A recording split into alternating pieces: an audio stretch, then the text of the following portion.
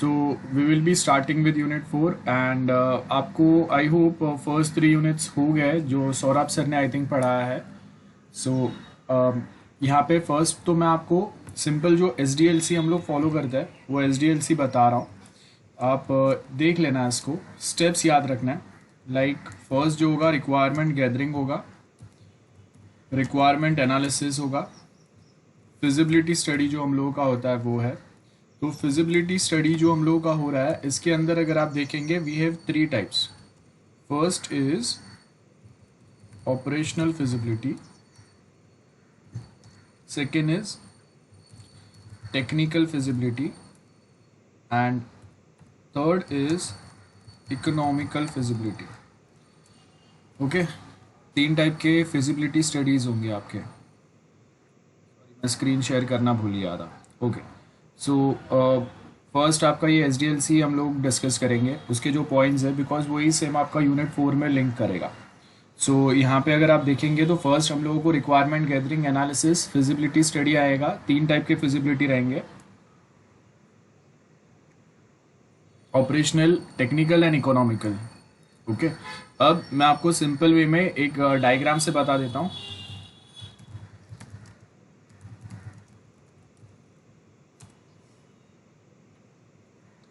यहाँ पे अगर आप देखेंगे we have 3 types of feasibility study. ठीक है, यहाँ पे अगर आप देखेंगे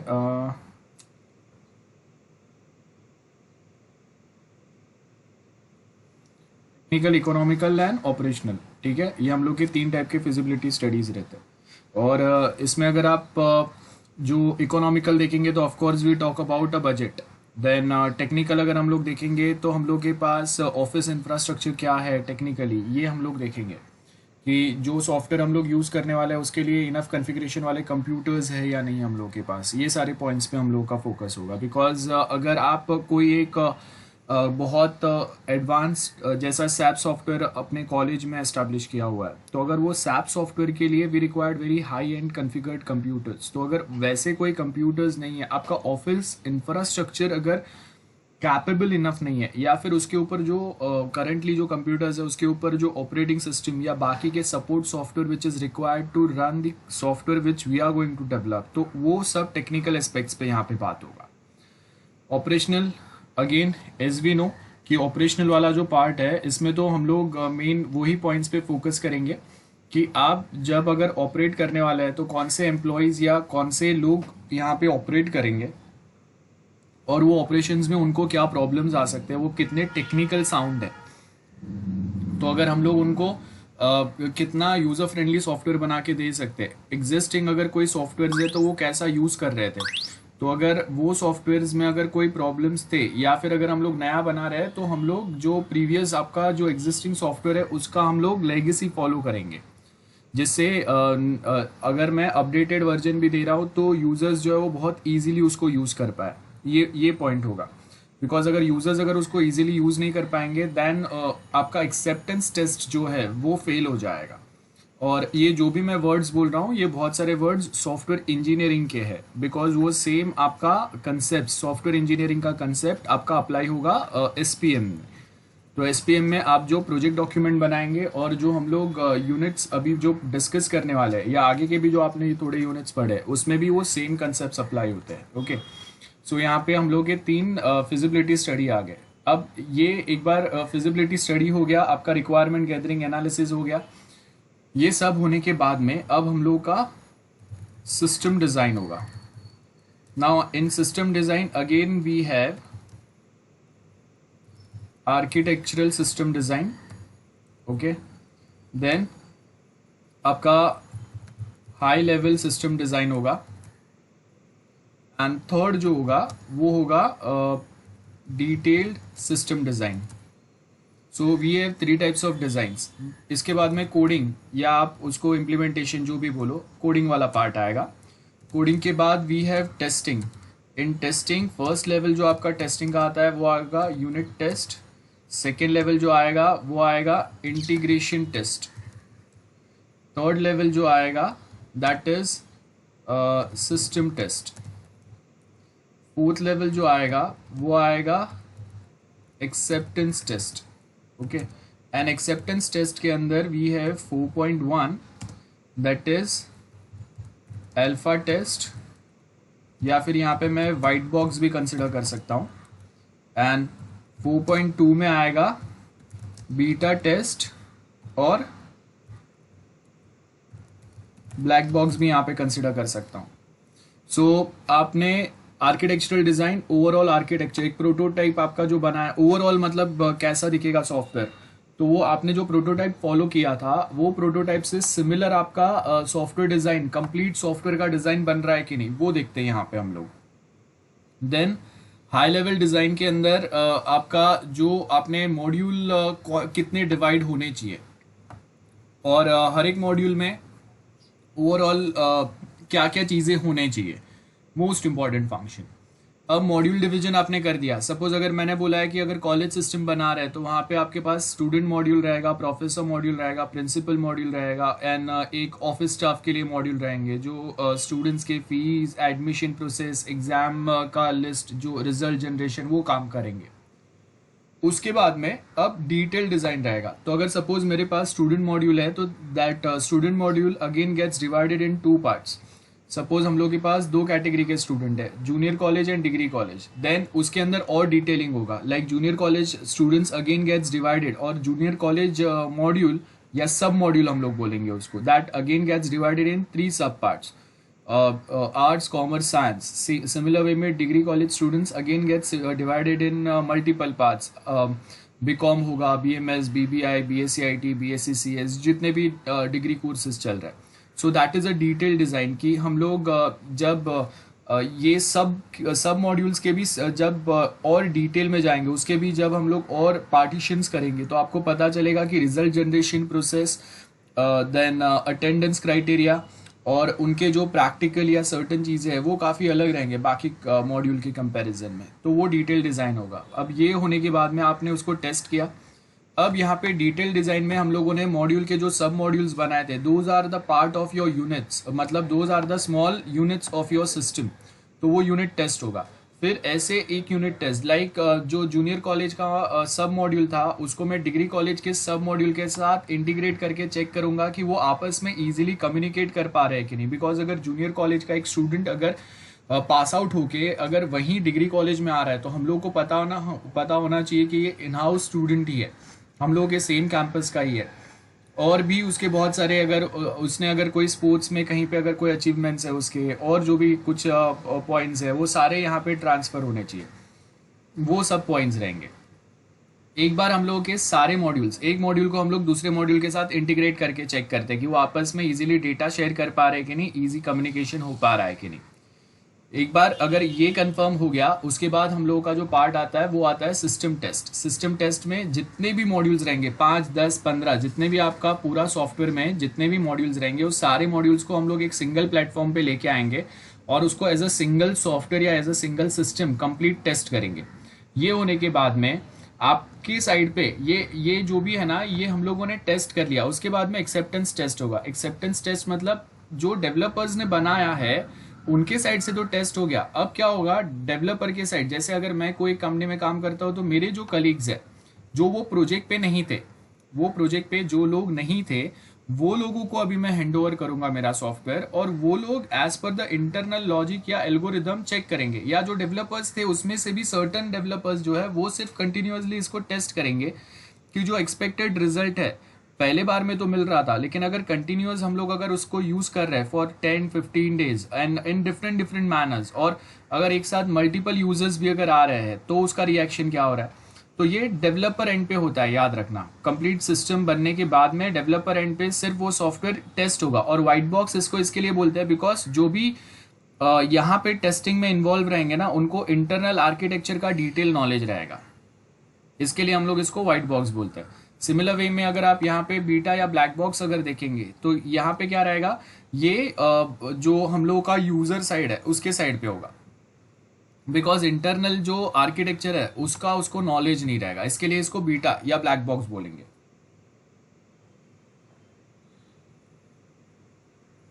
नेक्स्ट जो हम लोग का पार्ट आएगा टेस्टिंग के बाद वो आपका मेंटेनेंस पे जाएगा, ठीक है। सो डिप्लॉयमेंट होगा और डिप्लॉयमेंट के बाद में यहाँ पे मेंटेनेंस आएगा, बराबर है। तो और मेंटेनेंस के अंदर again we have 4 types of maintenance. मैं आपको शॉर्ट में डायरेक्ट यहाँ डायग्राम से बता देता हूँ। Types of maintenance we have 4 types.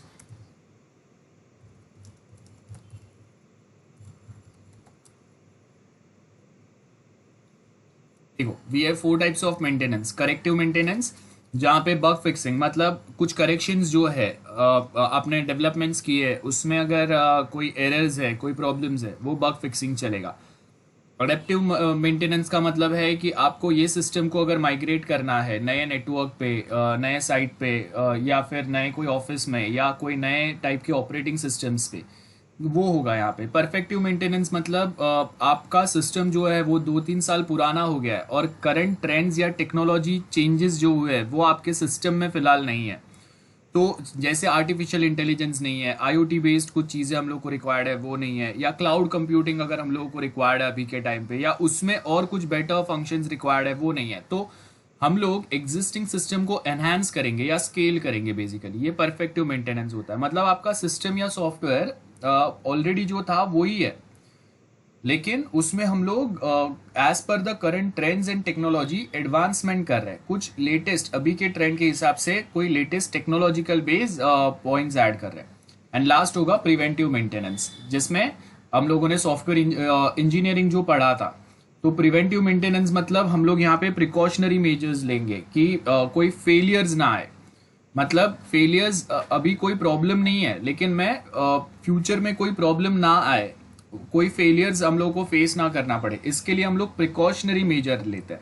Like अगर सिक्योरिटी मेजर अगर मैं अप्लाई कर रहा हूँ कोई एक साइट पे, तो इसका मतलब ये नहीं कि हमेशा कोई ना कोई साइट पे मेरा डेटा चोरी करने आ रहा है, लेकिन इट माइट पॉसिबल कि फ्यूचर सिचुएशन ऐसा हो सकता है। तो वो फ्यूचर सिचुएशन ऐसा ना हो, इसके लिए हम लोग प्रिवेंटिव मेजर्स लेते हैं, प्रिकॉशनरी मेजर्स।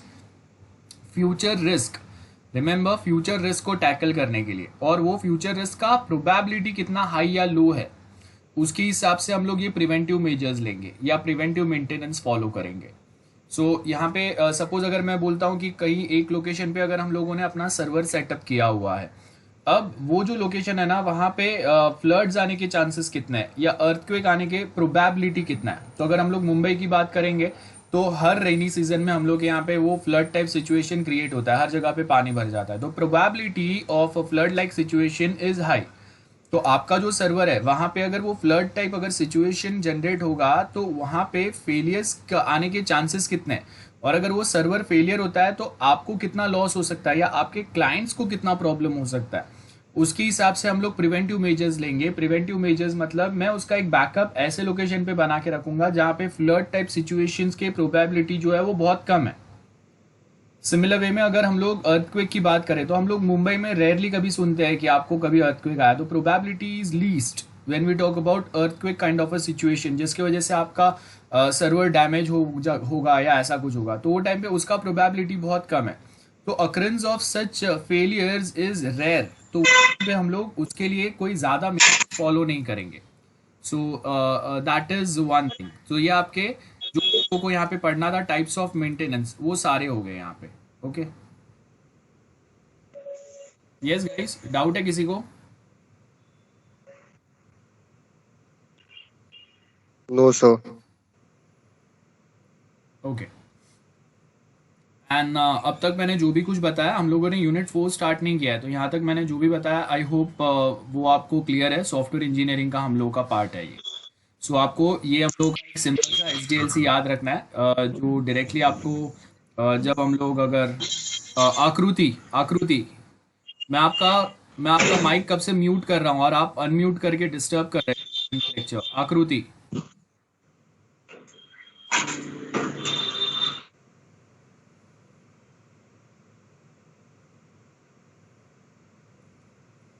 ओके। सो ये आपको फाइनल ईयर का आप जो प्रोजेक्ट बनाएंगे उसमें भी आपको ये हेल्प करेगा, रिमेंबर। तो आपका फाइनल ईयर का प्रोजेक्ट के लिए बहुत इंपॉर्टेंट रहेंगे, बिकॉज आप जो भी प्रोजेक्ट बनाएंगे उसके ऊपर एसडीएलसीज आपको कोई तो एक फॉलो करना पड़ेगा। अगर आप फॉलो कर रहे नहीं कर रहे वो आपको पता नहीं रहेगा अगर आप फर्स्ट टाइम प्रोजेक्ट बना रहे, लेकिन फिर भी आपको प्रोजेक्ट डॉक्यूमेंट में बताना ही पड़ेगा। तो वो प्रोजेक्ट डॉक्यूमेंट्स में आप कोई भी एसडीएलसी जो भी फॉलो करेंगे उसमें ये वाले स्टेप्स बताएंगे। सो टेस्टिंग के 4 स्टेप्स हो गए और मेंटेनेंस के हम लोग के जो 4 स्टेप्स है वो हो गए। तो आप इसको नोट कर सकते हैं, ठीक है। विजिबिलिटी स्टडी ये पार्ट्स रहेंगे, नोट कर लो। I will give you 5 minutes time. Sir, which one are the three types of? Okay guys, so now we will start with the actual syllabus. So as you can see, unit 4 है हम लोगों का part start में। इसके पहले के जो भी आपके टॉपिक्स हुए हैं आप रेफ़र कर सकते हो। एंड मैंने जो ये सेम एसपीएम सब्जेक्ट जो है मैं बाकी 2 कॉलेजेस में भी पढ़ाता हूँ, तो उसके सेम जो लेक्चर्स हम लोग के हुए हैं अब तक, 3rd यूनिट तक मेरे लेक्चर्स हुए हैं। ऑलमोस्ट 1-2 लेक्चर्स में मेरा 3rd यूनिट कंप्लीट हो जाएगा वहाँ पे। तो उसके लेक्चर्स मैंने ऑलरेडी यूट्यूब पे डाला है, तो आपको चाहिए अगर आप वहाँ से फॉलो कर सकते हो, अगर आपके कुछ पार्ट अगर मिस आउट हुए हैं या कुछ डाउट्स है तो। Okay, monitoring and control.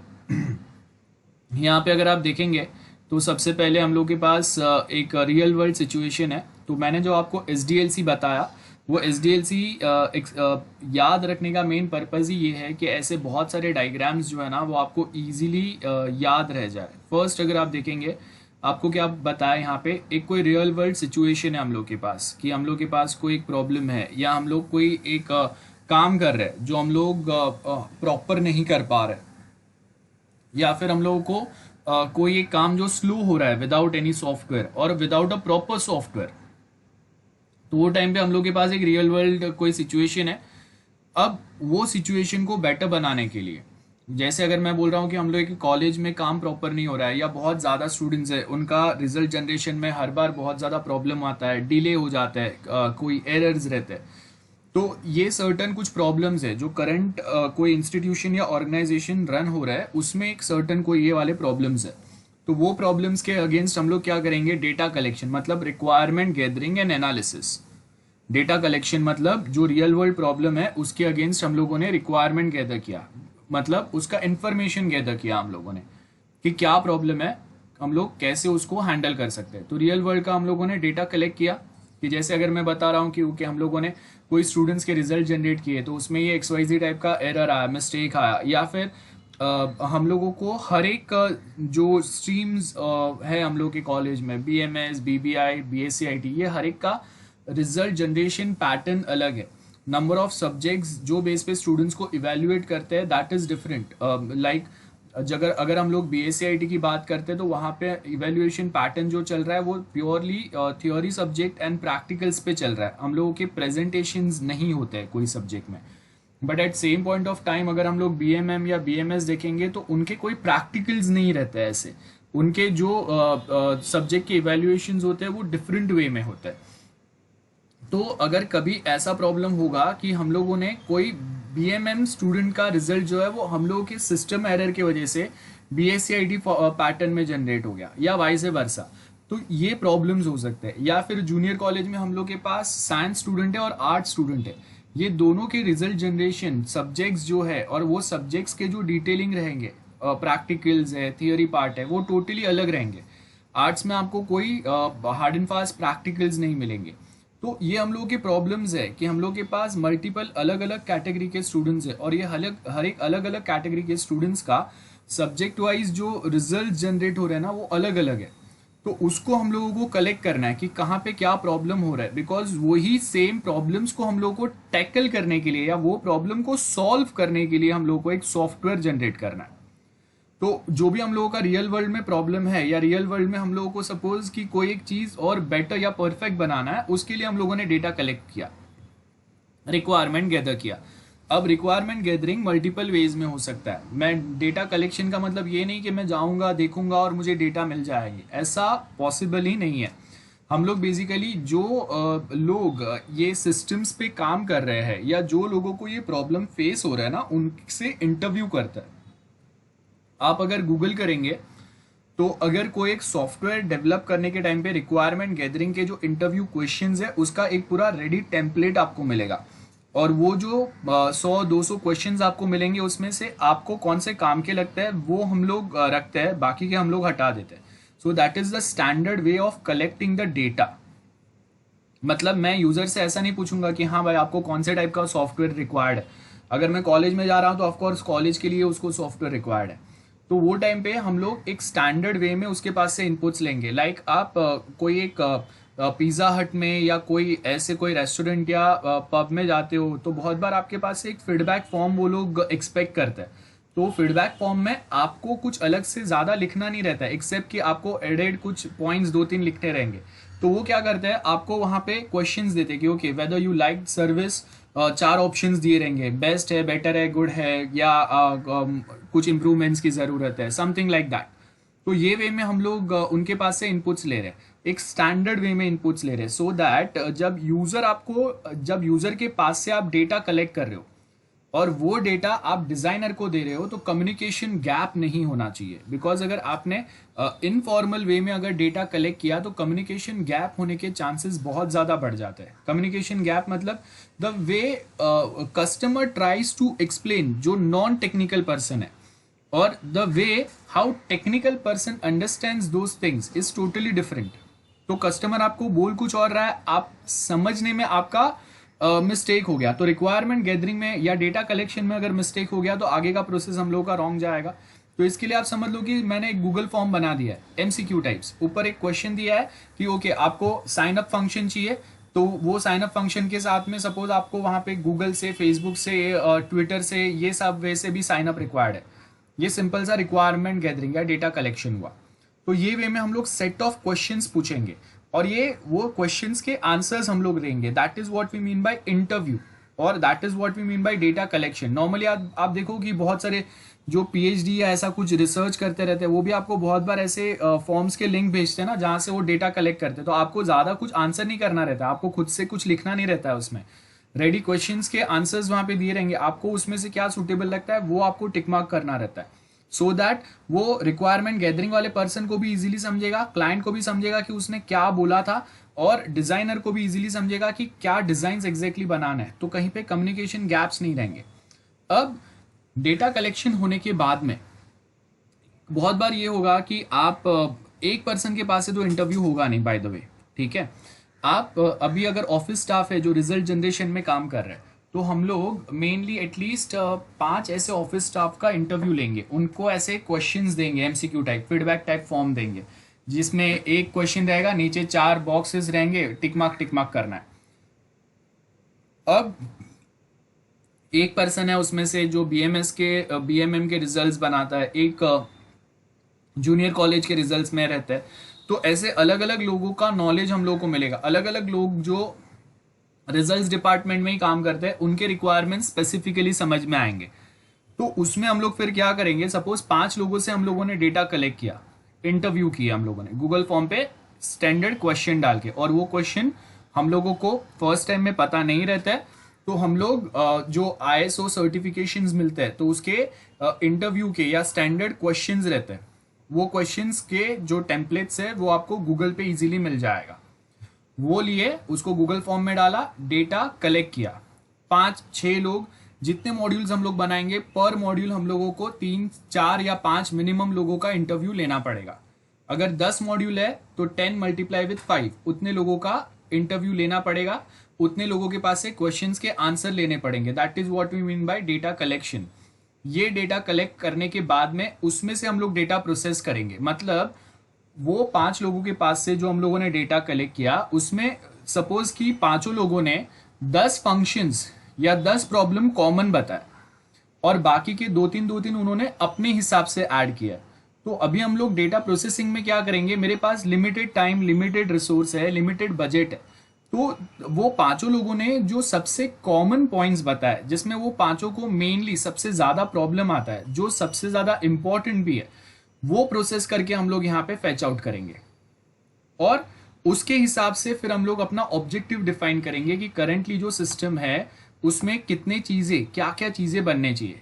ये दोनों, ये देखो, ये ऑब्जेक्टिव बनाया। ऑब्जेक्टिव मतलब अभी हम लोग को रिजल्ट सिस्टम में इतना ही मेन डेवलपमेंट अभी के लिए करना है, और कितना डेवलपमेंट करना है उसके साथ में हम लोग देखेंगे कि जो 5 लोगों का इंटरव्यू के पास से डेटा कलेक्ट किया है, और यहाँ पे जो हम लोगों ने बोला है कि ओके रिजल्ट सिस्टम में हम लोग ऑटोमेटिक रिजल्ट जनरेट करने के लिए एग्जाम के बाद में उनके मार्क्स डायरेक्टली आप एक्सेल में फीड करेंगे, और वो एक्सेल को हम लोग कन्वर्ट करेंगे ओरेकल में या और कोई पैटर्न में, जैसे आपने पावर बीआई में यूज किया रहेगा कि एक्सेल फाइल्स हम लोग लिंक करके उसमें से एनालिसिस जनरेट कर सकते हैं या उसको डेटाबेस में भी कन्वर्ट कर सकते हैं। तो सिमिलर कुछ टाइप का पैटर्न यहाँ पे भी चलेगा। उसमें से हम लोगों ने इंफॉर्मेशन निकाला कि ठीक है ये काम के सबसे इंपॉर्टेंट काम के डेटा है ये, और हम लोग के पास जितने रिसोर्सेज है, डेवलपर्स है, डिजाइनर्स है, या हम लोग के पास करेंटली जो भी रिसोर्स या बजट है उसमें से फाइनल कितनी चीजें बन सकते हैं with in that specific time. बाकी का हम लोग फ्यूचर स्कोप में रख देंगे, या नेक्स्ट जो इटरेशन या नेक्स्ट जो साइकिल हम लोग का चलेगा डेवलपमेंट, उसमें हम लोग रखेंगे। तो यहाँ पे हम लोग का डिसीजन प्लान बन गया, और वो डिसीजन प्लान के बेस के ऊपर अभी हम लोग मॉडलिंग, मतलब यहाँ पे डिजाइनिंग चलेगा कि हम लोग अलग अलग 10 उसमें से 10 मॉड्यूल्स निकाले हम लोगों ने। स्टूडेंट मॉड्यूल है, रिजल्ट है, तो रिजल्ट के अंदर हम लोग के सब मॉड्यूल्स रहेंगे, और वो एक बार बनने के बाद में, डिजाइनिंग बनने के बाद में, फिर हम लोग जाएंगे उसको इम्प्लीमेंट करेंगे। इम्प्लीमेंट करने का मतलब है कोडिंग करेंगे। सो ये आपका SDLC का ही एक पैटर्न दिया हुआ है, लेकिन उसको एक अलग वे में रिप्रेजेंट किया है, और बाजू में उसका मैंने यहाँ पे आपको ये पूरा डिटेल दिया हुआ है, सो आप पढ़ सकते हो।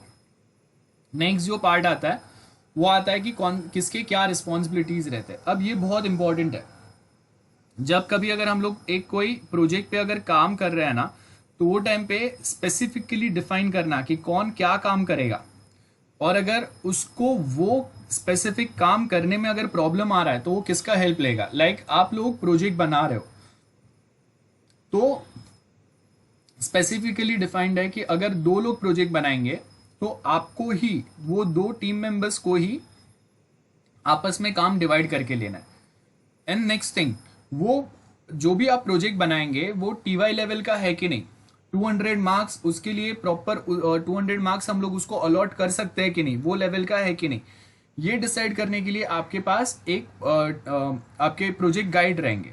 आप कहीं अटकते हो तो आप उनसे एक बार कंसल्ट कर सकते हो कि हाँ ये वाले प्रॉब्लम्स आ रहे हैं हम लोग को, तो वो अपने साइड से गाइड करेंगे। एग्जैक्टली सिमिलर वे जब हम लोग अगर कोई एक कंपनी में भी जॉब करता है तो उसमें भी अगर आप देखेंगे तो हम लोग के पास अलग अलग ये वे में डिविजन्स रहेंगे।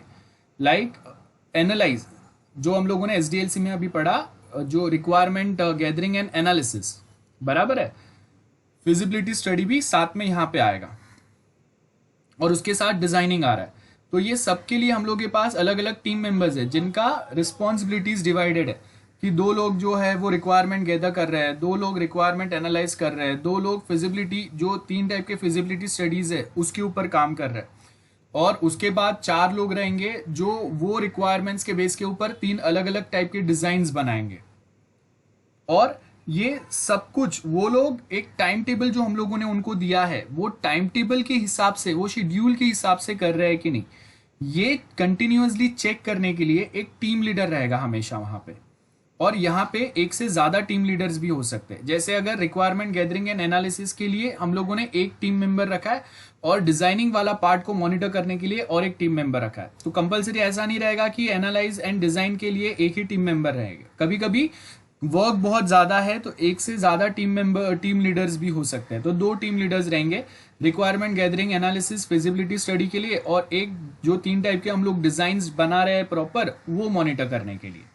सिमिलर वे में जो हम लोगों ने डिजाइन्स बनाया वो टीम लीडर जब अप्रूव कर लेगा, तो वो टीम लीडर ये डिजाइन्स कंप्लीट हो गए, अप्रूव हो गए, मतलब ये डिजाइन्स में कोई प्रॉब्लम नहीं है, ये बताने के लिए वो अपना अपडेट रिपोर्ट प्रोजेक्ट मैनेजर को देगा, और साथ में ही ये डिजाइन्स को वो दे देगा नेक्स्ट प्रोग्रामिंग टीम का जो टीम लीडर है उसको। और प्रोग्रामिंग टीम का टीम लीडर देन वो डिजाइन्स जो है, मतलब सपोज कि अगर 4 मॉड्यूल्स और उसके 5-6 सब मॉड्यूल्स है, जैसे मैंने बोला कि अगर स्टूडेंट मॉड्यूल है, प्रोफेसर मॉड्यूल है, तो स्टूडेंट मॉड्यूल के अंदर हम लोग के पास जूनियर कॉलेज और डिग्री कॉलेज स्टूडेंट्स का सब मॉड्यूल है। तो अभी ये जो प्रोग्रामिंग सेक्शन का जो टीम लीडर है वो क्या करेगा, जूनियर कॉलेज का सपोज आर्ट्स कॉलेज का जो एक मॉड्यूल सब मॉड्यूल बनाना है वो एक मेंबर को दे दिया उसने, साइंस का जो बनाना है वो एक को दे दिया, BSc IT के लिए जो बनाना है वो एक को दे दिया, देन और कोई सेक्शन एक को दे दिया। ये टीम लीडर डिवीजन करके प्रोवाइड करेगा। और ये अगर वो डेवलपमेंट करने के टाइम पे कहीं पे अगर कोई एरर्स या बग्स की वजह से अगर अटक जाते हैं तो वो टाइम पे वो वापस रिस्पॉन्ड करेंगे, हेल्प लेंगे टीम लीडर का। और ये टीम लीडर जो है वो एक एक्सपीरियंस पर्सन होगा जिसके पास 5 से 10 साल ये टाइम ड्यूरेशन के बीच में का एक्सपीरियंस होगा डेवलपमेंट्स का। तो आप अगर कहीं पे अटकते हो ना तो वो आपको हेल्प कर सकता है। ये हो गया। उसके बाद में quality control section. In short we are talking about different types of testing. जो 4 टाइप के टेस्टिंग पढ़े हम लोगों ने, unit test, integration test, system test, acceptance test. Acceptance test के अंदर 2 टाइप पढ़े हम लोगों ने, अल्फा एंड बीटा। तो वो टेस्टिंग कौन से लेवल पे कैसे जाएगा, कौन सा लेवल का टेस्टिंग करेगा, वो मैनुअल टेस्टिंग होगा या ऑटोमेटेड टेस्टिंग होगा, वो भी एक टीम लीडर डिसाइड करके हर एक को रोल डिफाइन करेगा। And remember there is a psychological difference, I mean we can say कि जो थिंकिंग होता है ना वो डिफरेंस होता है। प्रोग्रामर्स जो है ना वो ट्राई करते हैं कि भाई मैं कोडिंग खत्म कर दूं मिनिमम एरर्स में, और टेस्टर्स जो होते हैं, क्वालिटी कंट्रोल वाला सेक्शन जो होता है ना, वो ट्राई करते हैं कि भाई प्रोग्रामर ने ये प्रोग्राम कर दिया, अब इसमें से मैं ट्राई करूं मैक्सिमम एरर फेच करने का या मैक्सिमम डिफेक्ट्स फेच करने का, क्योंकि वो जितने ज्यादा डिफेक्ट्स फेच कर पाएंगे उतना डेवलपर एंड पे जाके फेलियर्स कम आएंगे। क्योंकि अगर क्वालिटी कंट्रोल मैकेनिज्म्स अगर प्रॉपरली काम नहीं किए ना तो डेवलपर एंड पे बहुत ज्यादा प्रॉब्लम आ जाएंगे। And for one thing, quality का मतलब क्या होता है थोड़ा नोट कर लेना। क्वालिटी हम लोग कैसे डिफाइन करते हैं। तो यहाँ पे अगर आप देखेंगे क्वालिटी, ठीक है, quality of a software defines on, first जो फैक्टर होगा टाइम बिटवीन फेलियर, ठीक है, टाइम बिटवीन फेलियर। तो सपोज अगर मैं बोल रहा हूं कि स्टार्टिंग में जब हम लोगों ने न्यू सॉफ्टवेयर बनाया था तो एवरी मंथ आपको एक फेलियर फेस करना पड़ रहा था, फेलियर्स आ रहे थे, ठीक है। अब वो फेलियर्स को आपने क्या किया, आप उसको मंथली बेस पे जो फेलियर्स आ रहे थे ना उसको आप एक्सटेंड करके 2 मंथ्स पे लेके गए। तो मतलब आपने अपना सिस्टम को क्वालिटी वाइज थोड़ा बेटर बना दिया। मंथली बेस पे फेलियर आ रहे थे, अब वो 2 महीने पे आ रहे हैं, उसके बाद में वो सपोज 4 मंथ्स पे आ रहे हैं, देन वो 6 मंथ्स पे आ रहे हैं। तो मतलब आप क्या कर रहे हो, फेलियर का ड्यूरेशन जो है उसको आगे धकेल रहे हैं। तो टाइम बिटवीन फेलियर को हम लोग क्या करते जा रहे हैं, इंक्रीज करते जा रहे हैं, ठीक है। मतलब पहले अगर वीकली बेस पे फेलियर आ रहे थे वो अभी मंथली बेस पे आ रहे हैं, मंथली बेस के फेलियर्स 2 महीने पे आ रहे हैं, 2 महीने के फेलियर, 2 महीने पे जो फेलियर आ रहे थे उसको हम लोगों ने और बेटर बनाने का ट्राई किया with the help of perfective maintenance.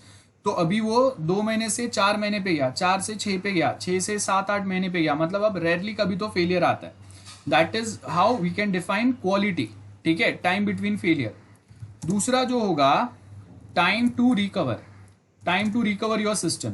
तो स्टार्टिंग में जब ये फर्स्ट मंथ पे अगर कोई फेलियर्स आ रहे थे ना तो फर्स्ट एक महीने में जब फेलियर आ रहे थे तो जो टाइम टू रिकवर है ना वो मुझे सपोज लग रहा था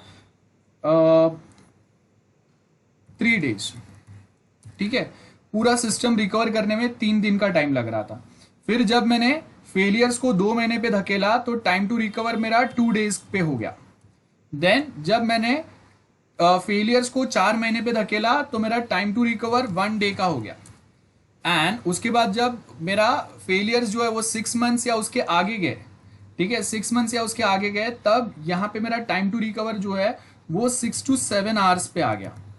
देन ये यहाँ से ये मिनट्स पे आ गया, ठीक है। सो ये वे में हम लोगों ने क्या किया, क्वालिटी इंप्रूव किया। तो टाइम टू रिकवर क्या होना चाहिए, डिक्रीज होना चाहिए। मतलब पहले अगर रिकवरी टाइम ज्यादा लग रहा था तो अभी आपका वो रिकवरी टाइम धीरे धीरे कम करो, फास्टर रिकवरी करो। We are talking about faster recovery, okay. So faster recovery आना चाहिए। और यहाँ पे अगर हम लोग देखेंगे टाइम बिटवीन फेलियर, मतलब फेलियर्स जो है वो मिनिमम होने चाहिए। ये 2 फैक्टर्स के बेस के ऊपर हम लोग क्वालिटी डिफाइन करते हैं। और ये 2 फैक्टर्स के ऊपर क्वालिटी डिफाइन करने का मतलब है आपको अपने सिस्टम को इतने लॉन्ग टर्म तक कंटिन्यूअस चेक करते रहना पड़ेगा, बराबर है। और स्टार्टिंग का टेस्टिंग तो चलेगा ही। तो क्वालिटी फैक्टर जो है वो टेस्टिंग से ही आता है। और उसमें अगर स्पेशली अगर क्वालिटी फैक्टर डिफाइन करना है तो ये 2 वेज में हम लोग डिफाइन करेंगे, रिकवरी कितना फास्ट हो रहा है और फेलियर कितने आ रहे हैं। चलो फेलियर आ रहा है, समझ गए हम लोग, कोई तो XYZ रीजन की वजह से फेलियर आ रहा है, अभी हम लोग वो फेलियर्स को कम नहीं कर पा रहे, ठीक है। अगर मंथली बेस पे भी फेलियर आ रहा है तो ठीक है, लेकिन अगर वो मिनट्स में अगर सिस्टम को रिकवर भी करके दे रहा है तो मुझे उतना प्रॉब्लम नहीं होगा, क्योंकि मेरा काम वापस प्रॉपर चालू हो जाएगा। ठीक है, सो ये आपको देखना है कि आप जो सिस्टम पे काम कर रहे हैं ना वो कितना प्रॉपर चल रहा है। तो quality defines by two factors, time between failure and time to recover. Time between failure should increase and time to recover should decrease, so that आपका क्वालिटी जो है वो सिस्टम का बेटर होगा। सो यहाँ पे हम लोग जो क्वालिटी की बात कर रहे हैं, क्वालिटी कंट्रोल का, वो ये स्पेसिफिक एस्पेक्ट में बात कर रहे हैं हम लोग। और लास्ट जो है वो तो यूजर डॉक्यूमेंट है। तो यूजर डॉक्यूमेंटेशन में क्या होगा बेसिकली, हम लोग ये जो भी कंटिन्यूअस हम लोगों ने काम किया वो टाइम पे हम लोगों ने क्या क्या चीजें इंप्लीमेंट की है, कोई फेलियर्स अगर आता है तो उसको हम लोगों ने कैसे सॉल्व किया था ये, और वो अगर इंडिविजुअली अगर वो सिस्टम को यूज करेगा तो उसके लिए एक हेल्प डॉक्यूमेंट, ये सब कुछ यहाँ पे बनते जाएगा टाइम टू टाइम।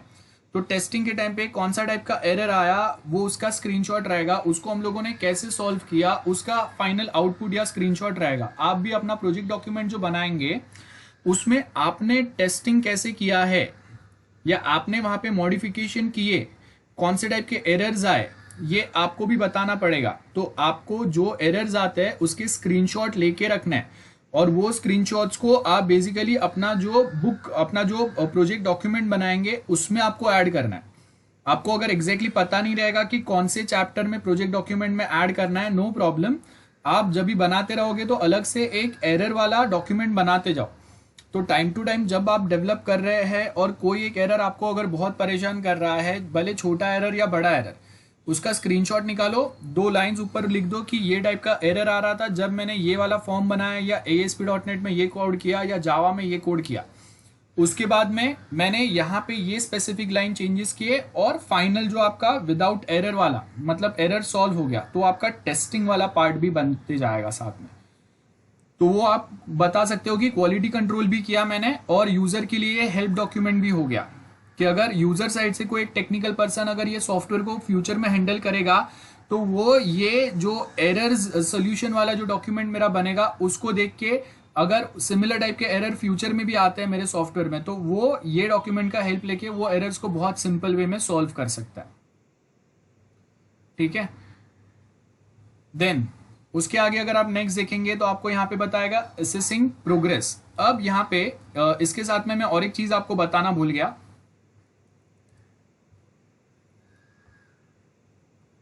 टाइटल देना types of defects. Okay, types of defects कौन से रहेंगे, बिकॉज अभी जो हम लोग आगे पढ़ेंगे उसमें टाइप्स ऑफ डिफेक्ट्स भी आपको पता होना चाहिए, वो दोनों को साइमल्टेनियसली हम लोग चलाएंगे।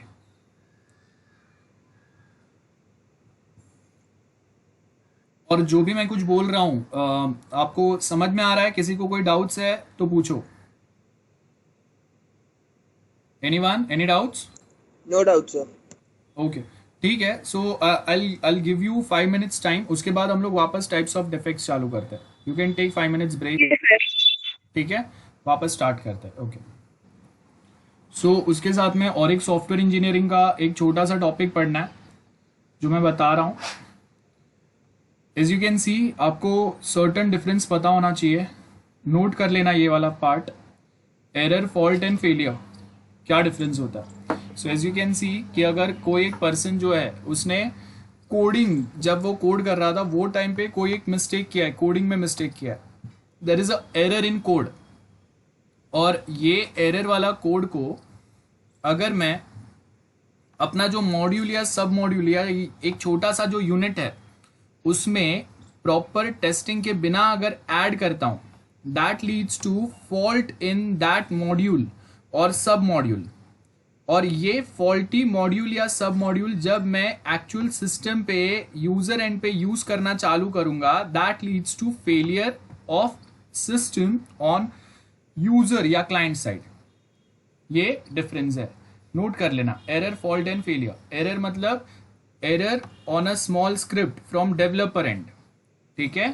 फॉल्ट मतलब ये एरर वाला कोड को आपने अपने मॉड्यूल में इंटीग्रेट किया बिना प्रॉपर वेरिफिकेशन या प्रॉपर क्वालिटी चेकिंग के, दैट क्रिएट्स अ प्रॉब्लम और a fault in that specific module of your software, ठीक है। और ये फॉल्टी मॉड्यूल जब हम लोग प्रैक्टिकली क्लाइंट एंड पे यूज करना स्टार्ट करेंगे, so that leads to failure on the client side. तो ये जो फेलियर्स आ रहे हैं ना, ये फेलियर्स को हम लोग डिफेक्ट्स बोलेंगे, अलग अलग टाइप के। तो अब कितने टाइप के डिफेक्ट्स होते हैं ये समझेंगे, note it down this. Okay, so अभी ये नोट हो गया रहेगा। तो अब ये जो लेवल पे ये जो फेलियर्स आ रहे हैं, या वी कैन से कि जो डिफेक्ट्स आएंगे, वो डिफेक्ट्स कितने टाइप के रहेंगे ना, वो अभी हम लोग समझेंगे। ओके, तो या फेलियर रहेंगे या उसको हम लोग डिफेक्ट बोल रहे हैं, डिफेक्ट्स रहेंगे वो लिखेंगे। Give the title types of defects.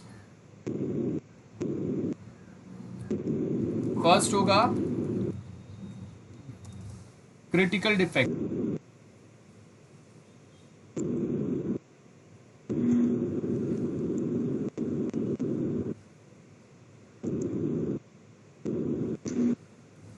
First होगा क्रिटिकल डिफेक्ट, जिसमें आई कैन से कि most important module of system failed and we don't have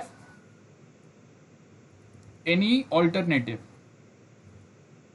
ठीक है, we don't have any alternative, लिख दो। First type of defect is critical defect, जहां पे बहुत important module of your system is failed and उसको solve किए बिना आपका सिस्टम चालू नहीं हो सकता, हम लोग के पास कोई ऑल्टरनेटिव नहीं है, उसको हम लोग क्रिटिकल टाइप ऑफ डिफेक्ट बोलेंगे। नेक्स्ट रहेगा मेजर डिफेक्ट, सिमिलर लाइन आएगा।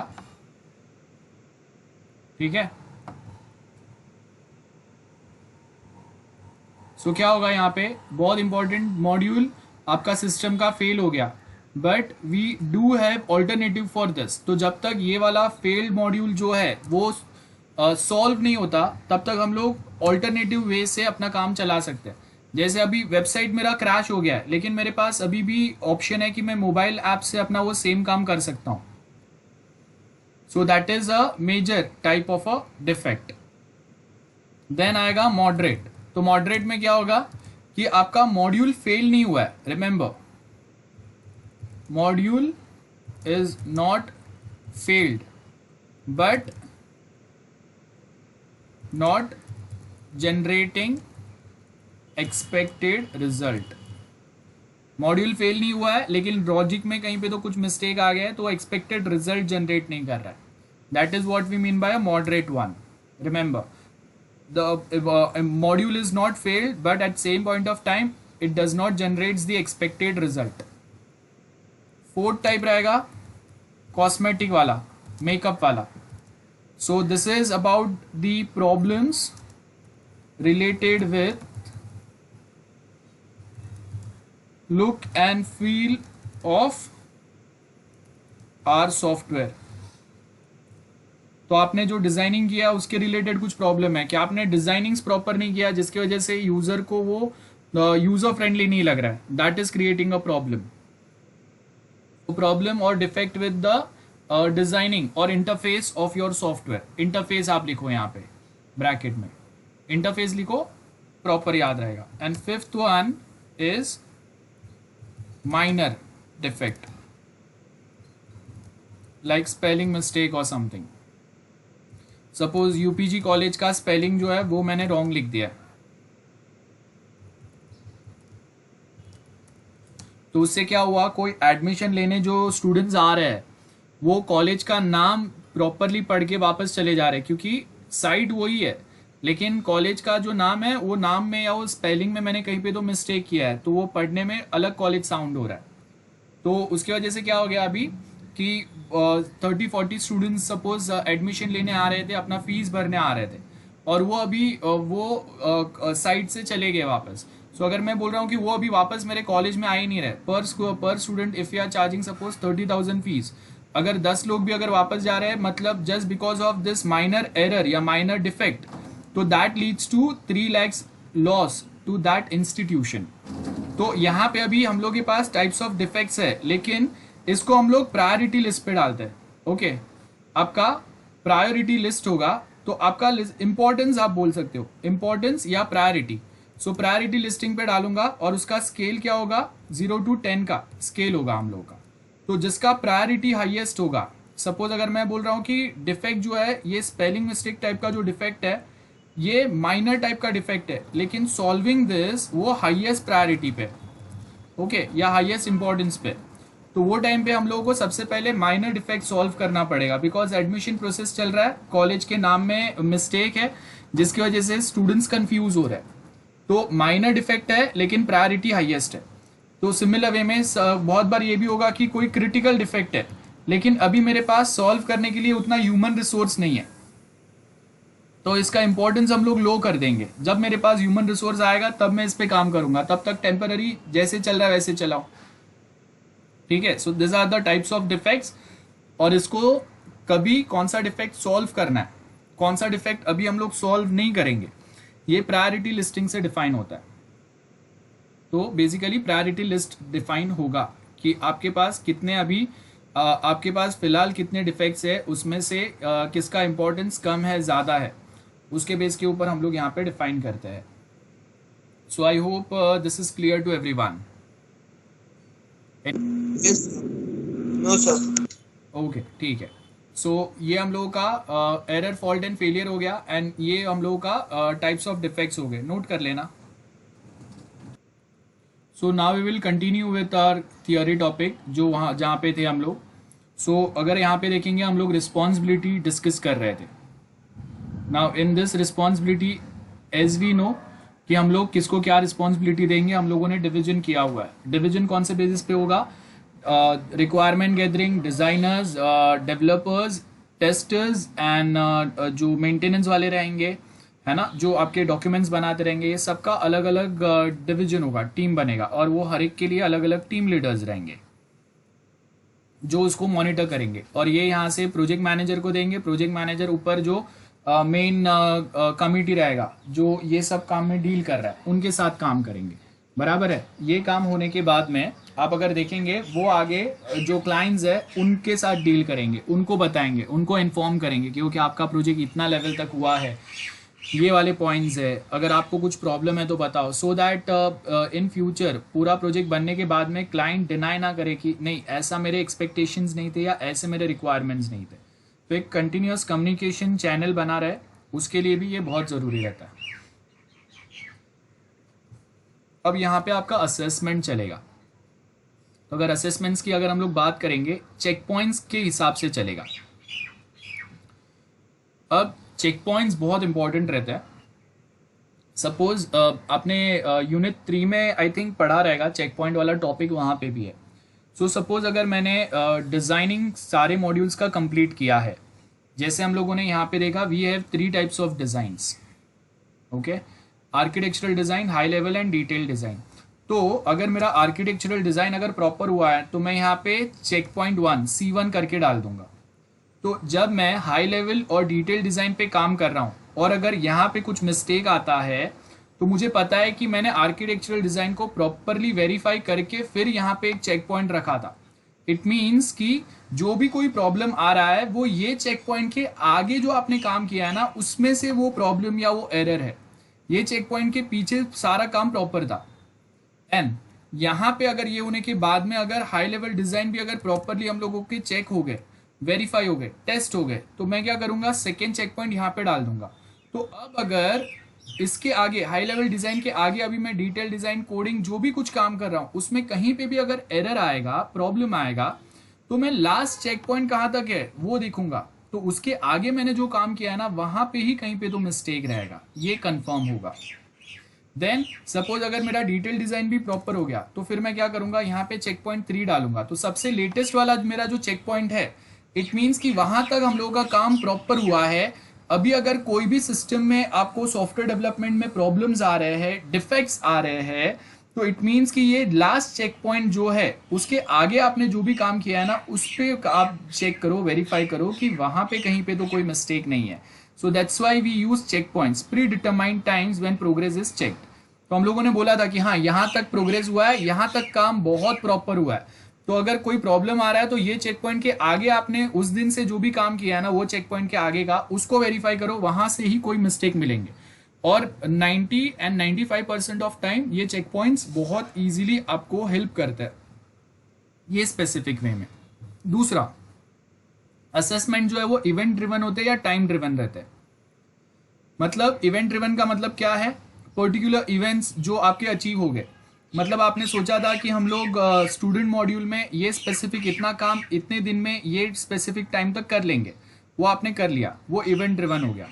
या टाइम ड्रिवन मतलब मैंने ऑलरेडी बोल दिया है कि 1 महीने के बाद या 15 दिन के बाद हम लोगों का एक असेसमेंट होगा कि 15 दिन में हम लोगों का कितना काम हुआ है। सो अगर मैं आपको टीवाई प्रोजेक्ट की अगर बात करूंगा तो हर एक का प्रोजेक्ट अलग अलग स्पीड पे चलते रहेगा, तो वहां पे मैं आपको ऐसा नहीं बोल सकता कि हर एक प्रोजेक्ट के एक मॉड्यूल कंप्लीट होने के बाद में हम लोग असेसमेंट करेंगे, क्योंकि किसी के प्रोजेक्ट में वो एक मॉड्यूल काफी बड़ा रहेगा, किसी के प्रोजेक्ट में वो एक मॉड्यूल काफी छोटा रहेगा, या किसी के प्रोजेक्ट में 1 या 2 ही मॉड्यूल रहेंगे।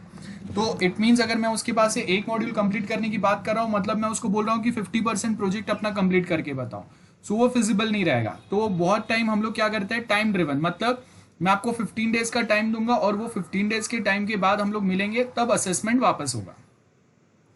फ्रीक्वेंसी ऑफ रिपोर्टिंग कितना है, सो यहाँ पे अगर आप देखेंगे कि मैंने चेक पॉइंट्स कितने रखे, जितने ज्यादा चेक पॉइंट्स रहेंगे मतलब उतना हम लोग का फ्रीक्वेंसी ऑफ रिपोर्टिंग अच्छा हो गया। अगर मेरे रेयरली यहाँ पे चेक पॉइंट्स आ रहे, सपोज ये यहाँ पे कोई चेक पॉइंट्स नहीं है, ये वाला भी चेक पॉइंट नहीं है, मतलब ये 3 डिजाइन कंप्लीट होने के बाद में लास्ट में मैं यहाँ पे एक चेक पॉइंट दे रहा हूँ, तो ये क्या हो गया, ये बहुत दूर हो गया, क्योंकि आपके डिजाइन 3 लेवल पे चल रहा है। जब बड़ा प्रोजेक्ट अगर रहेगा तो ये फर्स्ट डिजाइन पे आपका 8-10 दिन काम चल रहा है, सपोज सेकेंड पे 8-10 दिन काम चल रहा है, और थर्ड पे मतलब 1 महीने का काम होने के बाद में जाके आप एक चेक पॉइंट डाल रहे हैं, तो फ्रीक्वेंसी ऑफ रिपोर्टिंग बहुत कम हो गया। तो इतना लॉन्गर गैप भी नहीं होना चाहिए आप जो चेक पॉइंट्स ऐड कर रहे हैं उसमें, और जितने चेक पॉइंट्स हम लोग अच्छे ऐड करेंगे, मतलब आपने रिपोर्टिंग दे दिया है कि ओके यहाँ तक का काम असेसमेंट प्रॉपर हो गया है, तो वो आप प्रोग्रेस रिपोर्ट बहुत इजीली चेक कर सकते हैं, डिफाइन कर सकते हैं, और उससे हम लोग को पता चलेगा कि अभी तक हम लोगों के प्रोजेक्ट में जो भी रिक्वायरमेंट्स है वो कितने अचीव हुए हैं, हम लोग का टोटल अभी तक कॉस्टिंग कितना गया है, अभी हम लोग के पास टोटल जो प्रोजेक्ट का बजट है वो कितना बड़ा बचा हुआ है, उसमें अगर कुछ और ऐड अपडेट या कस्टमर साइड से रिक्वायरमेंट्स में अगर मॉडिफिकेशंस हुए, कोई एडवांसमेंट हुए, तो हम लोग के पास उतना टाइम, बजट एंड रिसोर्स है कि हम लोग उस पर भी अभी काम कर सके। ये सारे पॉइंट्स पे बात करेंगे, बिकॉज बहुत बार क्या होता है, सबसे मेन प्रॉब्लम यही रहता है कि जो अचीवमेंट्स, जितने प्रोजेक्ट का काम हम लोग कंप्लीट करने का ट्राई करते हैं, वो काम हम लोग ऑन टाइम कंप्लीट नहीं कर पाते, तो पार्शियल कंप्लीशन हम लोग ट्राई करते हैं धीरे धीरे करने का। और उसमें क्या होता है ना कि एक प्रॉब्लम आ जाता है कि हम लोगों को पता है कि अगर जो टीम लीडर है उसने अगर बोला है कि इतना काम करना है, मतलब उसने एक एक्सट्रीम लिमिट सेट करके दिया है, तो उसके अंदर ही हम लोगों को मैक्सिमम 90% का काम अगर खत्म करके देंगे तो हम लोगों का काम हो गया।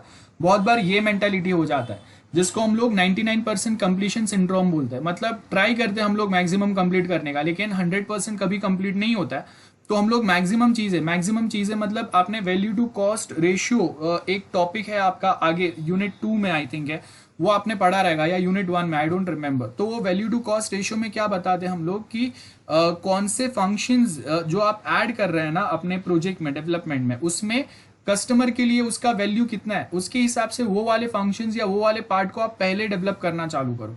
जिसके लिए कस्टमर का वैल्यू कम है उसको हम लोग बाद में रखेंगे, क्योंकि वो कस्टमर ज्यादा यूज भी नहीं करने वाला है, और अगर वो हम लोग बाद में भी अगर कंप्लीट कर रहे हैं प्रोजेक्ट सबमिट करने के बाद में, मतलब जब क्लाइंट या यूजर वो प्रोजेक्ट पे काम करना चालू कर रहा है, उसके बाद भी अगर हम लोग धीरे धीरे मेंटेनेंस फेज में भी अगर उसको खत्म करते जा रहे हैं ना, तो भी क्लाइंट को प्रॉब्लम नहीं रहेगा, क्योंकि वो उसको ज्यादा यूज नहीं करने वाला है। आपको एक एग्जाम्पल देता हूं मैं, हम लोग सपोज यहां पे ओला, हम लोग का जो कैब बुकिंग है,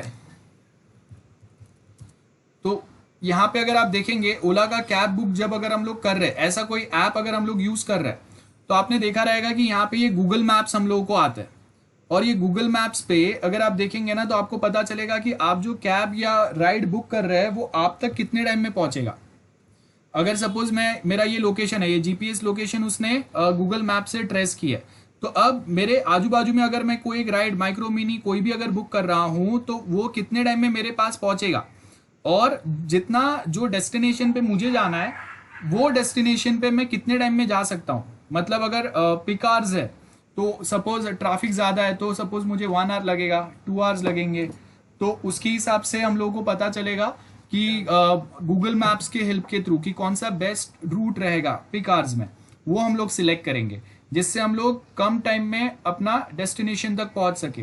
वो टाइम पे आपके चार्जेस क्या रहेंगे, ये सब बता रहा है।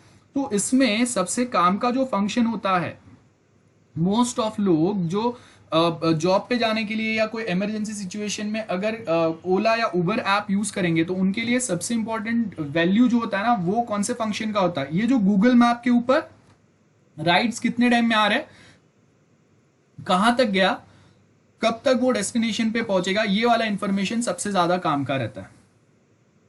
अब क्लाइंट या कस्टमर के लिए या हम लोगों के लिए इसका वैल्यू बहुत ज्यादा है, लेकिन ओला एंड उबर ने जब ये फंक्शन बनाया तो उसने ये मैप्स खुद से पूरे डेवलप नहीं किए, मतलब उसका कॉस्टिंग इसमें मिनिमम गया है, क्योंकि गूगल मैप्स, आप जब पेड गूगल मैप का सब्सक्रिप्शन लेते हैं तो इसमें से बहुत सारे फंक्शनलिटी गूगल मैप्स आपको दे रहा है, आपने उसके गूगल मैप के एपीआई इंप्लीमेंट करके उसके ऊपर थोड़ा सा कुछ अपना एप्लीकेशन के हिसाब से थोड़ा कुछ लॉजिक आपने अप्लाई किया है। मतलब यहाँ पे मेरा कॉस्टिंग, डेवलपमेंट कॉस्ट जो है वो मिनिमम है, लेकिन कस्टमर पॉइंट ऑफ व्यू से उसका वैल्यू हाईएस्ट है।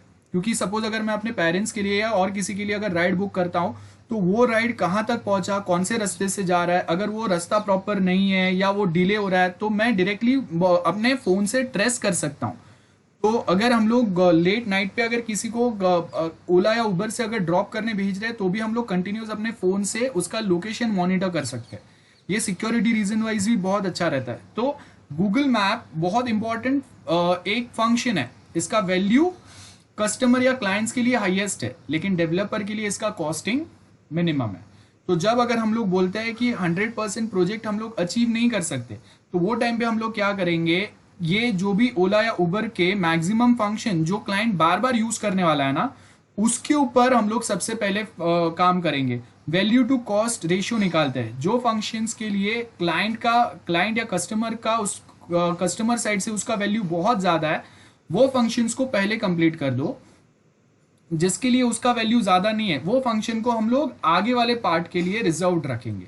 सो यहाँ पे भी वही है, पॉसिबल सोल्यूशंस क्या रहेंगे, control of product and not activities, मतलब आपको कंट्रोल करना है कितना चीजें आप एग्जैक्टली अभी बना रहे हो, सो दैट टाइम पे इन बजट विथ लिमिटेड रिसोर्स आपका काम वो हो सके। और उसके लिए आपको क्या करना पड़ेगा, डिफाइन कर दो वैल्यू टू कॉस्ट रेशियो, कौन से फंक्शंस के लिए क्लाइंट या कस्टमर का वैल्यू हाईएस्ट है, उसको सबसे ज्यादा काम का लगता है, वो उसको सबसे पहले बनाना चालू करो, जिसके लिए उसका वैल्यू कम है उसको लास्ट में रखो, और इसी को हम लोग वापस सब डिवाइड करते जाएंगे। और उसी का एक्सप्लेनेशन यहाँ बॉक्स में दिया हुआ है, जो आप एग्जाम में लिखने के लिए ये बॉक्स के अंदर के पॉइंट्स पढ़ेंगे। ओके, नेक्स्ट ये वाला पार्ट है, हम लोग 2-3 मिनट्स में वापस स्टार्ट करते हैं। Okay, so as per the 3 categories of reporting, green का मतलब होता है द असेसमेंट जो आपने किया है, टास्क या सब टास्क या मॉड्यूल्स एंड सब मॉड्यूल्स जो भी आपके हैं वो प्रॉपरली ऑन टाइम चल रहा है, उसमें कोई डिले नहीं है, उसमें कोई प्रॉब्लम्स नहीं है। ऑन टारगेट मतलब जो टाइम पे आपने जितना काम बोला था वो प्रॉपर हो रहा है। एम्बर का मतलब होगा कि आप थोड़ा सा डिले चल रहा है लेकिन आप वो टास्क को अभी भी अचीव कर सकते हैं, अचीवेबल डिस्टेंस पे है आप, मतलब अगर आपने थोड़ा सा अगर एक्स्ट्रा एफर्ट्स डाले, थोड़े से अगर ओवर टाइम हुआ तो आप ऑन टाइम आ सकते हैं। मतलब यहाँ पे जब तक आपका असेसमेंट एम्बर कलर अगर रिप्रेजेंट कर रहा है तब तक कोई प्रॉब्लम नहीं है।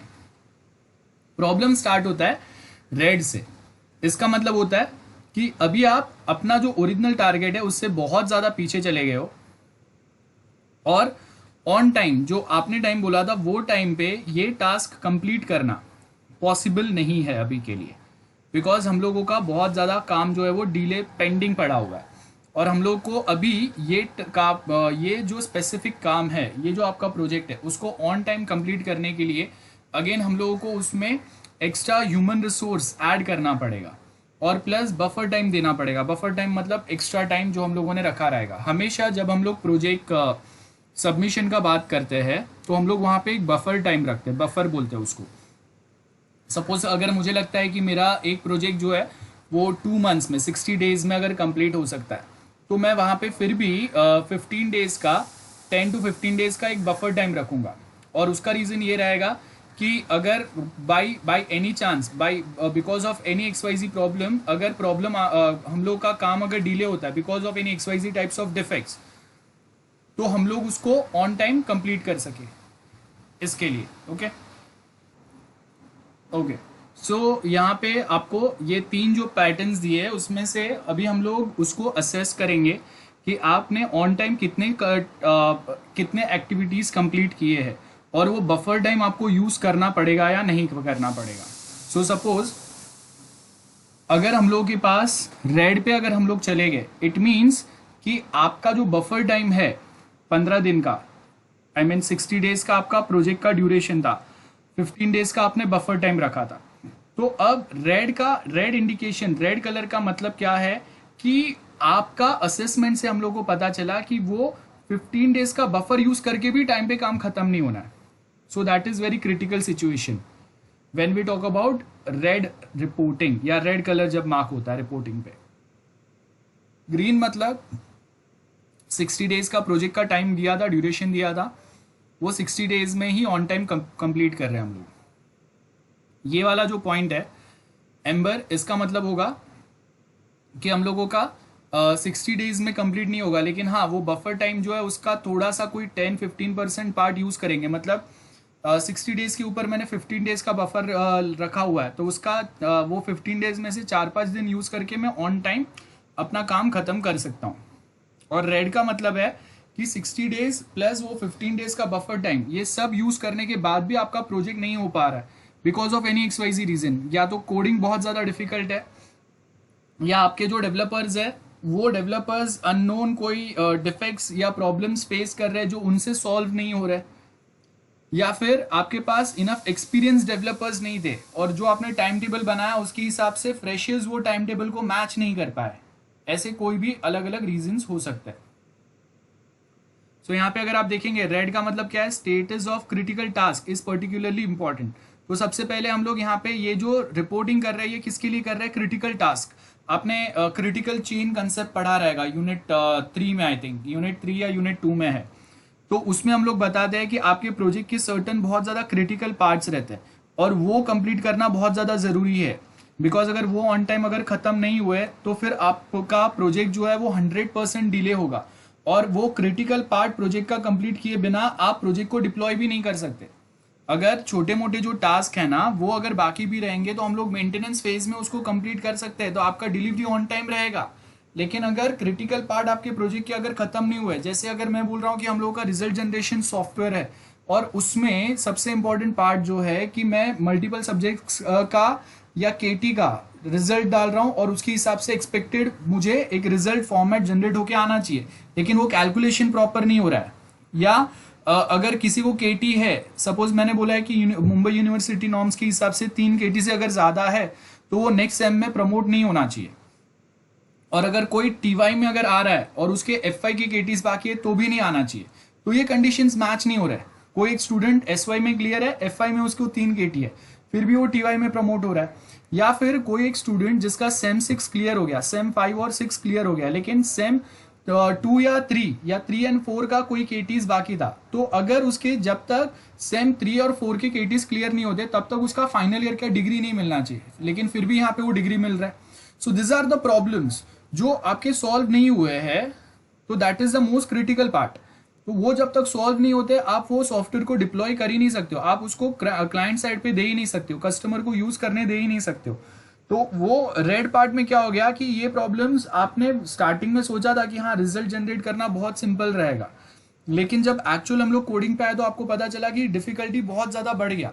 तो क्या हुआ, कोकोमो मॉडल अगर हम लोगों ने अज्यूम किया था कि हाँ इतना number of line of code रहेगा तो मेरा एक डेवलपर 100 लाइन 50 लाइन एक दिन में कोड करता है, तो इतने नंबर ऑफ लाइंस के हिसाब से मैंने अजम्पशन दिया था कि हाँ 60 दिन में हो जाएगा।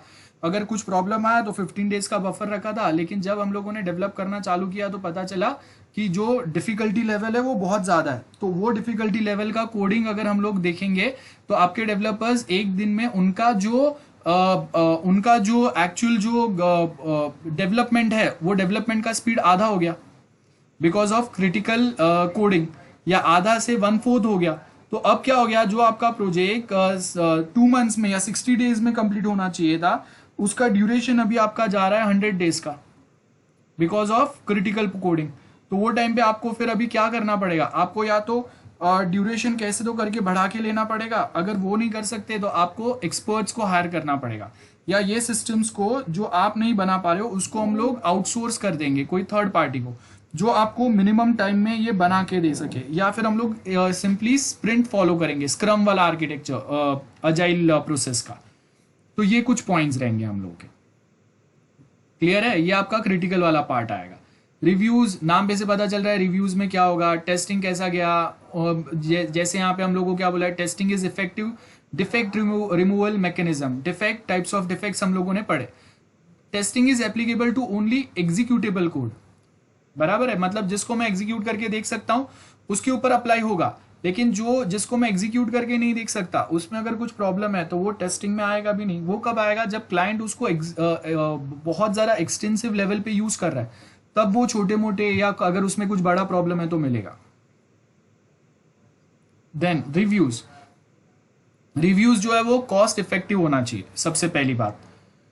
अब कॉस्ट इफेक्टिव मैकेनिज्म का मतलब क्या है कि आप रिव्यूज के लिए क्या करेंगे? सबसे पहले तो आप एक्सपर्ट्स का हेल्प लेंगे, या आपके कंपनी में ही जो आपके कोई कलीग्स रहेंगे, आपके कोई सीनियर्स है, वो लोग बेसिकली आपको हेल्प कर सकते हैं। और ये जो भी रिव्यूज देंगे, आपने जो प्रोजेक्ट डॉक्यूमेंट बनाया, जैसे आपके फ्रेंड्स है वो आपके कलीग्स हो गए, तो अगर उन्होंने, या आपके जो टीवाई के सीनियर्स है वो भी आपके कलीग्स हो गए, तो उन्होंने ऑलरेडी एक बार टीवाई का प्रोजेक्ट बनाया है, तो जो लोगों ने टीवाई का प्रोजेक्ट बनाया है वो सिमिलर टाइप का अगर आप भी बना रहे हैं तो उनके रिव्यूज आप कंसिडर करेंगे, बिकॉज उनके पास वो एक्सपीरियंस है। दूसरी बात, अब वो दो वे में आपको रिव्यूज देंगे, एक फॉर्मल होता है, एक इनफॉर्मल होता है। फॉर्मल का मतलब वो जो भी रिव्यूज देंगे ना, वो ऑफिशियल एक लॉग बुक, एक डायरी होगा जिसका एक्सेस आपको भी होगा और जो फैकल्टीज या प्रोजेक्ट गाइड है उनको भी होगा, और वो सेम उसको वो लोग भी यूज कर सकते हैं। ठीक है, सो वहां से वो रिव्यूज वहां पे सबमिट करेंगे। अब उन्होंने वो फॉर्मल वे में सबमिट किया, तो अगर वो आपको एज अ फ्रेंड अगर कुछ बोलने की ट्राई कर रहे हैं, वो फॉर्मल रिव्यूज में वो सबमिट नहीं कर सकते, वो रिव्यूज वो इनफॉर्मल वे में देंगे। मतलब अगर मैं बोलता हूं कि सपोज आप जावा में प्रोजेक्ट बना रहे, तो आपका जो टीवाई का कोई सीनियर रहेगा या जिसके पास से आप हेल्प डिमांड कर रहे हैं ना, वो बेसिकली क्या करेगा, वो आपको इनफॉर्मल वे में बोलेगा कि देख भाई डॉटनेट ले, डॉटनेट में ज्यादा लोग कोई तुझे हेल्प कर सकते हैं, या प्रोजेक्ट गाइडेंस जो है वो अच्छा मिल जाएगा।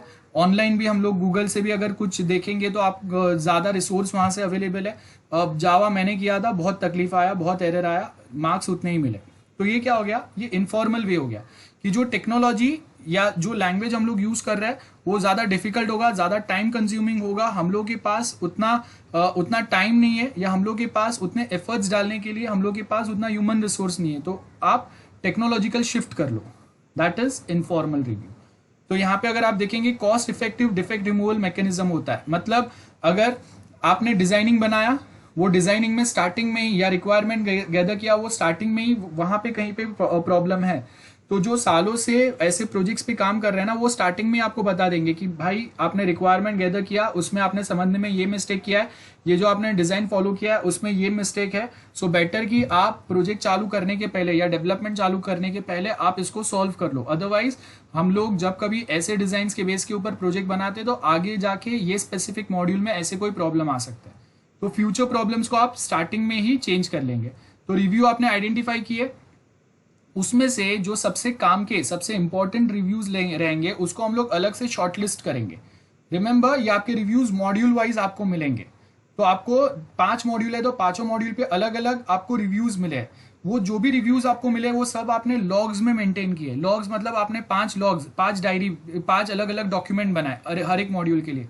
उसमें सपोज आपको पांचों मॉड्यूल में 100 रिव्यूज मिले, अब उसको हम लोग प्रायोरिटी लिस्ट पे डालेंगे।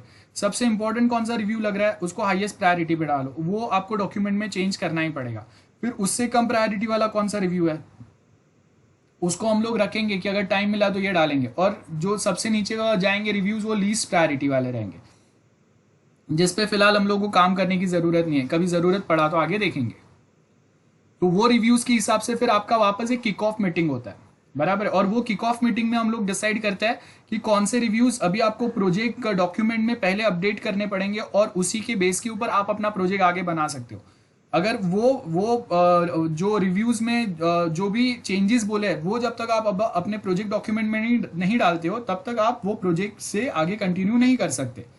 तो उसके लिए हम लोग के पास अलग से एक पर्सन को हम लोग हायर करेंगे जो कंटिन्यूअसली जो प्रोजेक्ट टीम है उसके कांटेक्ट में रहेगा कि जो जो सजेशंस, जो जो रिव्यूज बोले, जो जो चेंजेस बोले हैं आपके प्रोजेक्ट डॉक्यूमेंट या डिजाइन में, वो चेंजेस एक्चुअल में वो डेवलपर्स डिजाइनर अप्लाई कर रहे हैं कि हाँ बोल के छोड़ के अपना जो काम कर रहे हैं वो ही कर रहे हैं।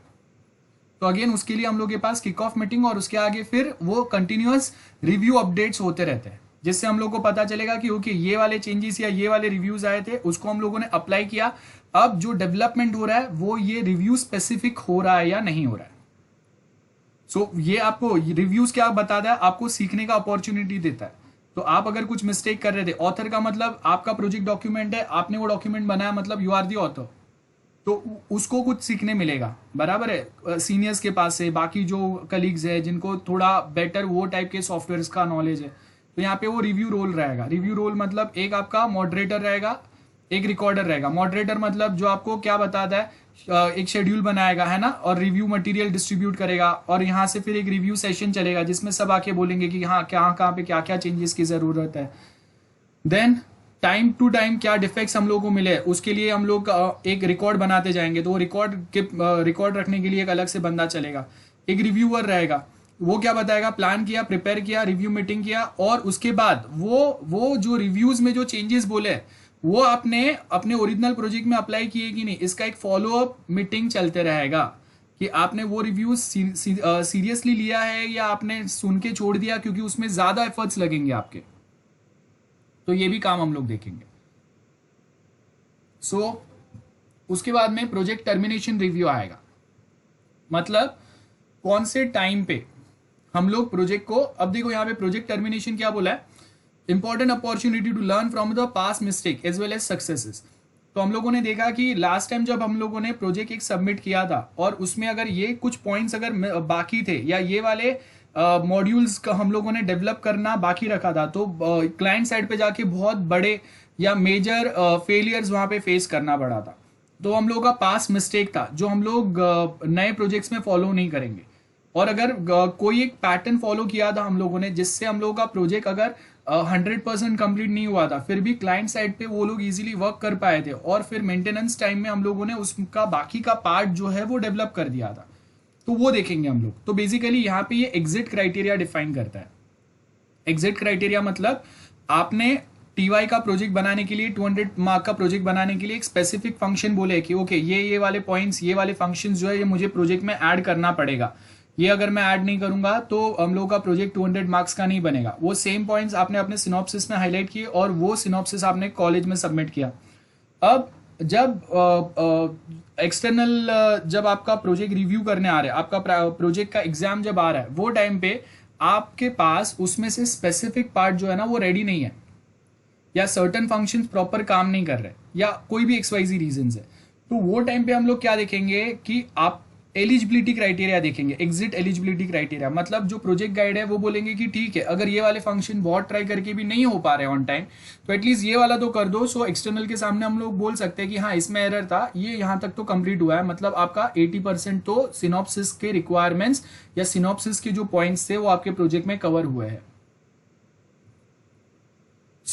दो टाइप के यहाँ पे कंप्लीशन रहेंगे। प्रोजेक्ट टर्मिनेशन दो वे में रहेगा, एक तो सक्सेसफुली आपने जो भी बोला था वो कंप्लीट हो गया, दूसरा आधा कंप्लीट हुआ है 70%, और वो कौन सा कंप्लीट हुआ है, यूजर के हिसाब से जो फंक्शंस के वैल्यू हाईएस्ट है वो वाले हम लोगों ने पहले कंप्लीट कर दिया और बाकी के फिर हम लोगों ने फ्यूचर स्कोप के लिए रख दिया।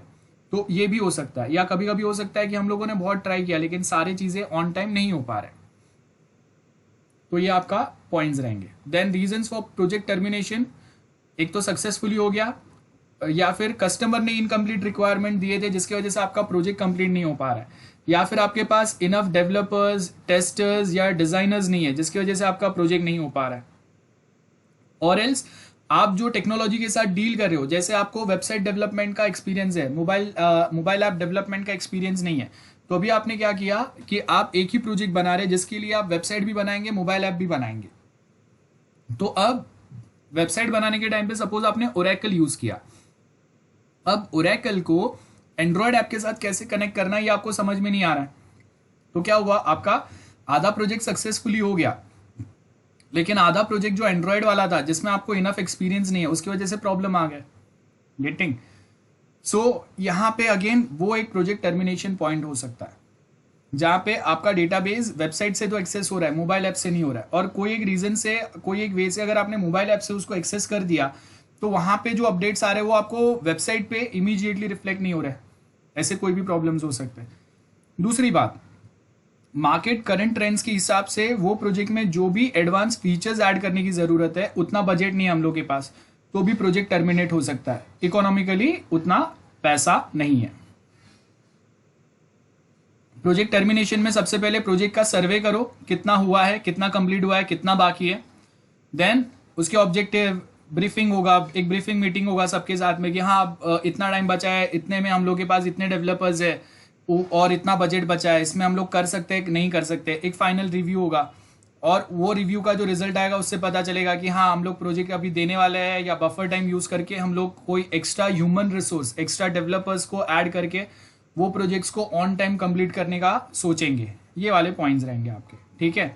सो ये यहाँ तक हम लोग आज रखते हैं, और ये जो ज्ञान चार्ट वाला जो पॉइंट है इससे हम लोग नेक्स्ट टाइम करेंगे, ये पार्ट आज नहीं करा रहा हूँ मैं।